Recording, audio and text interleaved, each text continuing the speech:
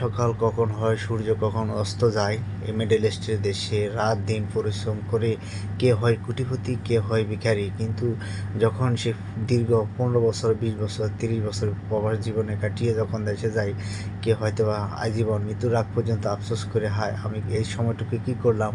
আবার কেউ হয়তো বা বিলাসিতা জীবন, বিলাসবহুল জীবন পার করে। তো আসলে মধ্যপ্রাচ্যের দেশে জীবন যৌবন পার করে দিয়ে অনেকে আজ যাবে কিংবা 5 বছর পর, 10 বছর পর বিদেশ করে একেবারে দেশে চলে যাবে। প্ল্যানিং থাকলেও অনেকে বাড়ি গাড়ি অনেক কিছু করার সে আকাঙ্ক্ষা থাকে, কিন্তু এভাবে তার জীবনের গুরুত্বপূর্ণ সময় যৌবন এবং জীবন যৌবনের যে গুরুত্বপূর্ণ সময়টুকু সে প্রবাসে পার করে দেয়। কিন্তু আপনাদের কাছে একটা অনুরোধ থাকবে, মিডল ইস্টে কিংবা আরব দেশগুলোতে আসার আগে অবশ্যই যে কোনো কাজের একটা এক্সপিরিয়েন্স নিয়ে আসবেন।